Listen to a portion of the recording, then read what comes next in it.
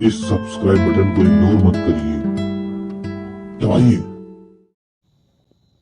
Hello friend, welcome back to my YouTube channel. Today we will discuss about Johari window. ठीक है, जोहरी window के बारे में हम इंट्रोडक्शन के जानते हैं। तो Johari window is technique that helps people better understand their relationship with themselves and other. Johari window एक ऐसा टेक्निक है जो लोगों को अपना और अपने बारे में समझने के लिए हेल्प करता है और लोगों से क्या रिलेशनशिप है उसके बारे में समझने में हेल्प करता है। कैसे करेगा इसको आगे हम डिस्कस करेंगे। क्या है, it was created by psychologist Joseph Luft and Harrington इंगम। तो ये दो साइंटिस्ट थे, जोसेफ लफ्ट और हैरिंगटन इंगम। इन दोनों लोगों ने मिलकर जोहरी विंडो को बनाया था। इसलिए इन दोनों के नाम से जोसेफ के जो और हैरिंगटन के हैरी, तो इन दोनों वर्ड्स को मिला के जोहरी बनाया गया। ठीक है, इसको इसलिए जोहरी विंडो कहते हैं। और इसको हम क्या करते हैं, सेल्फ हेल्प ग्रुप, जो हम साइकोलॉजी में साइकाट्रिक में पढ़े हैं कि सेल्फ हेल्प ग्रुप बनाया जाता है ताकि पेशेंट को हम उसको कंफर्टेबल फील करवा सके, उसको हम मतलब उसको चीज़ों से उसको हम अवगत करा सके, इसलिए सेल्फ हेल्प ग्रुप बनाते हैं। ठीक है, तो इसमें हमें हेल्प करते, इसको यूज़ करते हैं और ह्यूरिस्टिक एक्सरसाइज के लिए, मतलब टीचिंग पर्पज़ के लिए हम इसका यूज़ करते हैं। ठीक है, अब जोहरी विंडो क्या होता है, इसमें 4 क्वाड्रेंट्स होते हैं, मतलब 4 भागों में बटा होता है। पहला होता है ओपन सेल्फ, सेकंड होता है ब्लाइंड सेल्फ, थर्ड होता है हिडन सेल्फ एंड फोर्थ होता है मिस्ट्री सेल्फ। तो ये 4 क्वाड्रेंट हो गए। ठीक है, अब इस 4 क्वाड्रेंट के बारे में हम डिटेल में डिस्कस करते हैं। ठीक है, तो सबसे पहले तो हम ये बताते हैं कि लफ्ट और इंघम ने मिलकर बनाया, इसलिए इनके नाम पे ही जौहरी नाम पड़ गया। और Johari window is the foundation on which psychiatric nursing is establish. इसी पे साइकाट्रिक नर्सिंग को इस्टेब्लिश किया गया, ये फाउंडेशन है। ठीक है, it is the process by which nurse provide care for client in need of psychosocial intervention. जिनको साइकोसोशल इंटरवेंशन की ज़रूरत होती है तो नर्स जौहरी विंडो का उनको मतलब टीच करते हैं। This technique is the tool of psychosocial intervention. Same thing. क्या था डेफिनेशन, तो Johari window refer to as disclosure feedback model of self awareness. ये एक तरह से फीडबैक देता है अपने आप के बारे में कि हम कैसे इंसान हैं, हमारे बारे में लोग कितना जानते हैं, हम अपने बारे में कितना जानते हैं। तो ये सारी चीज़ों के बारे में जोहरी विंडो बताता है। Terminology refer to self and other. ठीक है, दो इसमें वर्ड्स मिलेंगे, सेल्फ और अदर्स। सेल्फ मतलब हो जाएगा कि खुद वो इंसान जिसके बारे में बात हो रही है, जो पेशेंट होगा। ठीक है, या फिर कोई भी मतलब इंसान हो सकता है, जरूरी नहीं कि वो पेशेंट ही हो। और दूसरा होगा अदर। अदर मतलब द 4 जोहरी विंडो पर्सपेक्टिव। अब जो 4 क्वाड्रेंट्स है, जो 4 विंडो हैं जोहरी विंडो के, अब इसके बारे में हम जानेंगे। इसको हम रीजन भी बोलते हैं और एरिया भी बोलेंगे और क्वाड्रेंट भी बोल सकते हैं। तो हम ऐसे बोल सकते हैं 4 एरिया है, 4 एरिया, 4 रीजन्स हैं, 4 क्वाड्रेंट्स हैं। ठीक है, सेम टर्म्स हैं। Each content and represent the information regarding feeling, motivation etcetera. ये हमें किस चीज़ के बारे में बताते हैं, फीलिंग्स के बारे में बताएंगे, मोटिवेशंस के बारे में बताएंगे और ये सारी चीज़ों के बारे में बताएंगे। In term of whether the information is known or unknown by the person and whether the information is known or unknown by the others in the team. या तो ये बताएगा कि कितना हम अपने बारे में जानते हैं, कितना नहीं जानते हैं, और कितना मेरे टीम मेंबर मेरे बारे में जानते हैं और कितना नहीं जानते हैं। ठीक है, the 4 region are perspective show the quadrant number and commonly use name.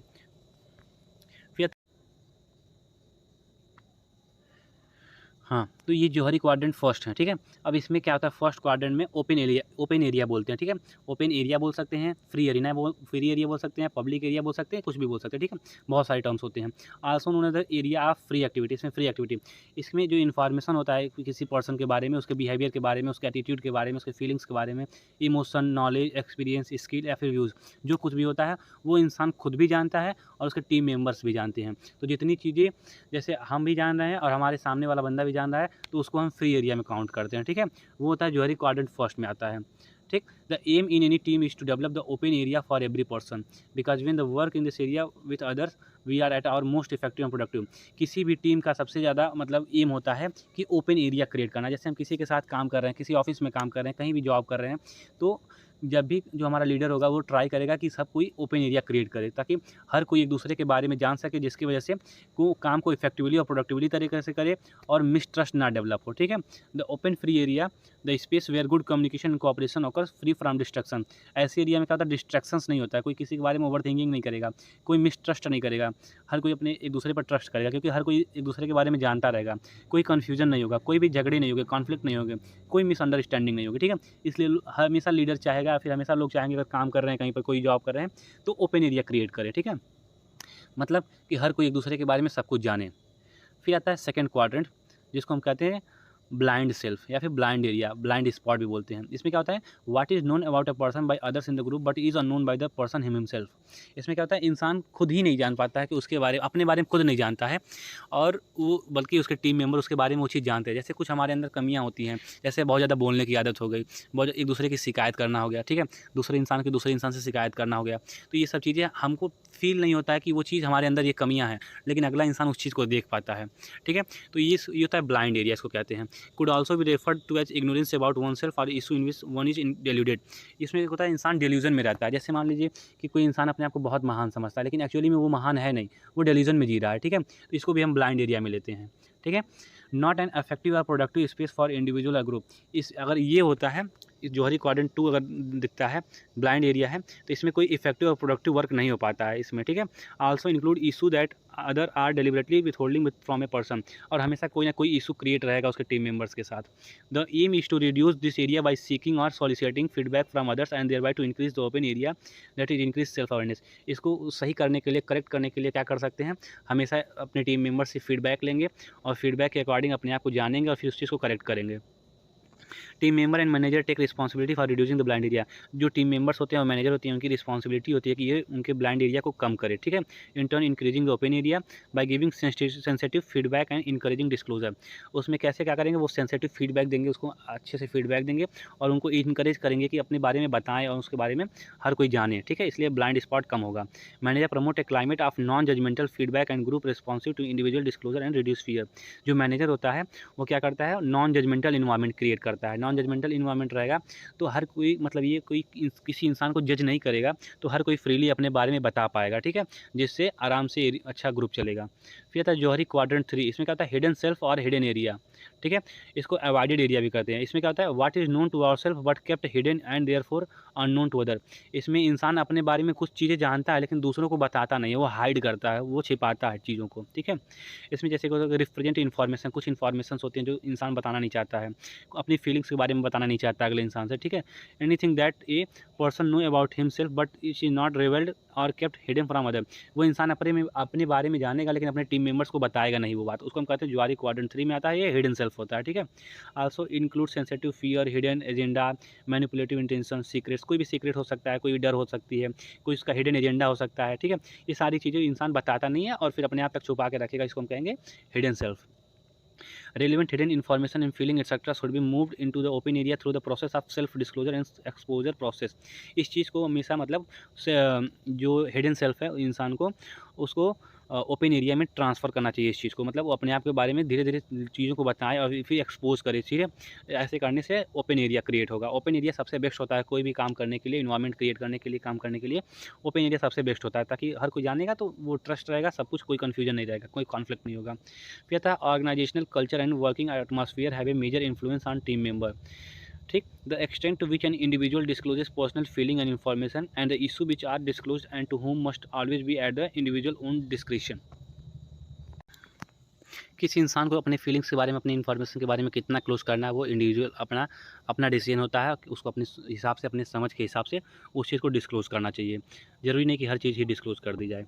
फिर आता है जौहरी क्वाड्रेंट 4, ठीक है। इसको कहते हैं unknown self area of unknown activity, unknown area, ठीक है। ये अननोन सेल्फ होता है, ठीक है। इसमें क्या होता है, information, feeling, latent ability, aptitude, experience etcetera that are unknown to the person and unknown to others in group. कुछ चीज़ें होती हैं जो सबसे छिपी होती हैं, वो इंसान खुद भी नहीं जानता उस चीज़ के बारे में, ना लोग जानते हैं। जैसे होता है ना, कभी कभी कोई बच्चा बहुत पढ़ाई में वीक होता है, हर कोई उसको कोसता रहता है कि तुम ऐसे हो वैसे हो, लेकिन उसके अंदर कुछ काबिलियत होती है जो बाद में निखर कर आती है, तो लोग मतलब उसको देख के शॉक्ड रह जाते हैं कि हाँ ये कैसे कर लिया। वो उसे हम कहते हैं जौहरी क्वाड्रेंट 4 में लेते हैं, उसको अननोन सेल्फ कहते हैं, ठीक है। एरिया ऑफ अननोन एक्टिविटी भी कहते हैं इसको, ठीक है। Can be promoted through self discovery और ऑब्जर्वेशन बाय अदर्स और थ्रू कलेक्टिव और म्यूचुअल डिस्कवरी। इसको हम कैसे डिस्कवर कर सकते हैं, हम खुद से अपने आप में सेल्फ डिस्कवरी, अपने बारे में ऑब्जर्व करेंगे, अपनी ऑब्जर्वेशन करेंगे, अपनी स्किल को फाइंड आउट करेंगे, ठीक है। अदर लोग भी हमारे बारे में ऑब्जर्व करके इस चीज़ को फाइंड आउट कर सकते हैं, या फिर म्यूचुअल डिस्कवरी से एक दूसरे से बात करके हम इस चीज़ को फाइंड आउट कर सकते हैं, ठीक है। कहते हैं uncovering hidden talent that is unknown aptitude and skill not to be confuse with developing the Johari hidden area is another aspect of developing the unknown area and not sensitive as unknown feeling. क्या होता है इसमें, uncovering hidden talent से मतलब hidden talent से, और फिर जो हिडन एरिया होता है उससे कंफ्यूज नहीं होना। हिडन एरिया अलग चीज़ है, हिडन टैलेंट्स अलग चीज़ है, ठीक है। इसमें क्या होता है, ये जो क्वाड्रेंट 4 होता है इसमें इंसान को खुद भी नहीं पता है और अगले को भी नहीं पता, लेकिन जो हिडन एरिया होता है उसमें इंसान को खुद को पता रहता है। Manager and leader can create an environment that encourage self discovery. जो मैनेजर होते हैं, जो हमारे ग्रुप के लीडर होंगे, वो ऐसा इन्वायरमेंट क्रिएट करें कि हर कोई इंसान अपना सेल्फ डिस्कवरी करे और अपने आप को प्रमोट कर सके और खुद को अपना एक अच्छे लेवल पर ले जा सके, ठीक है। इसके लिए जो टीममेट्स होते हैं उनके फीडबैक भी बहुत ज़रूरी होते हैं। The unknown area could also include repressed or subconscious feeling rooted in formative event and traumatic past experience which can stay unknown for a lifetime। the unknown area में क्या होता है, बहुत सी चीज़ें सबकॉन्शियस फीलिंग्स होती हैं जो हमारे प्रीवियस पास्ट एक्सपीरियंस के अकॉर्डिंग होता है, जो हमें बहुत कुछ ऐसे इंसिडेंट होते हैं जो हमारे अंदर दबे होते हैं, जो हमेशा तो पता नहीं चलते, लेकिन उसकी वजह से हमारे पर्सनालिटी पे बहुत इम्पैक्ट पड़ता है और ये हमारे लाइफ टाइम भी रह सकते हैं हमारे साथ, ठीक है। अब क्या एडवांटेज है जोहरी विंडो के, ठीक है। ईजी टू ग्रैब, यानी कि यह जोहरी विंडो जो होता है बहुत आसानी से हम इसको अप्लाई कर सकते हैं। इसके आउटकम्स भी बहुत अच्छे होते हैं और ये ओपन इन्फॉर्मेशन के लिए बहुत ही अच्छा मेथड होता है, ठीक है। इसकी वजह से एक ऐसा अपना हर किसी का अपना एक रेफरेंस पॉइंट क्रिएट होगा और इसकी वजह से एक अंडरस्टैंडिंग क्रिएट होगी, इंसान अपने बारे में जान पाएगा, सेल्फ अवेयरनेस होगा, पर्सनल डेवलपमेंट कर पाएगा।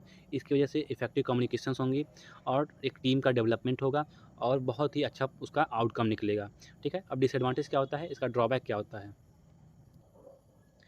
अब इसके ड्रॉबैक्स में आता है some things are perhaps better not to be communicated. कुछ चीज़ें होती हैं जिसके बारे में ना ही डिस्कस करें तो ही अच्छा रहता है। जैसे कि हमारे मेंटल हेल्थ हो गया, कुछ हेल्थ प्रॉब्लम्स हो गए, तो हर किसी से डिस्कस करने वाली चीज़ नहीं होती है, तो उसके बारे में डिस्कस ना करें तो ही अच्छा होता है। Some people may pass on the information they receive for than we desire. कुछ इंसान होते हैं जो उसको आगे बढ़ाते हैं और हर किसी से आपके बारे में बताने लगेंगे, तो फिर वो चीज़ें एक निगेटिव इम्पैक्ट क्रिएट करती हैं। सम पीपल में रिएक्ट निगेटिवली, कुछ इंसान उसके बारे में निगेटिव रिएक्ट करेंगे, ठीक है। आपकी जो इन्फॉर्मेशन होगी, जो हिडन इन्फॉर्मेशन होगी, उसको अगर जानेंगे तो वो फिर बहुत ही निगेटिवली रिएक्ट करेंगे। Using Johari window usually succeeds if it is not link to the activities that reinforce positive behaviour. जब तक जोहरी विंडो जो होता है तब तक यूजफुल नहीं होगा, जब तक इसको जो मतलब इसका जो आउटकम हो रहा है उसका पॉजिटिव ना आए, ठीक है। जो इसका निगेटिव बिहेवियर को करेक्ट ना करे तब तक कोई मतलब नहीं है। सम कल्चर है very open and accepting approach to feedback and other do not. कुछ कल्चर्स ऐसे होते हैं, कुछ इन्वायरमेंट ऐसा होता है जहाँ पे हर कोई एक दूसरे के ट्रुथ के बारे में ईजिली एक्सेप्ट कर लेता है, लेकिन कुछ कल्चर ऐसे होते हैं जहाँ पे हर कोई एक्सेप्ट नहीं कर पाता है। तो ऐसे इन्वायरमेंट में अगर हम अपने जोहरी विंडो की हेल्प के थ्रू हम अपने बारे में ओपन करते हैं, अपनी इन्फॉर्मेशन को हम शेयर करते हैं, तो फिर वहाँ पे हेल्पफुल नहीं होगा ये चीज़, उससे नेगेटिव इम्पैक्ट मिलेगा हमें। और फिर आता है some people take personal feedback offensively. कुछ लोग इसको ऐसे मतलब बहुत ही गलत तरीके से लेते हैं, अगर पर्सनल इन्फॉर्मेशन किसी की पा जाएंगे तो इधर उधर शेयर करेंगे और बिना मतलब के र्यूमर्स क्रिएट करते हैं, तो फिर कुछ ड्रॉबैक्स भी हैं, कुछ इसके एडवांटेजेस भी हैं। तो अब हम जौहरी विंडो के बारे में जान चुके हैं, बस इतना ही था। Thank you for watching this video.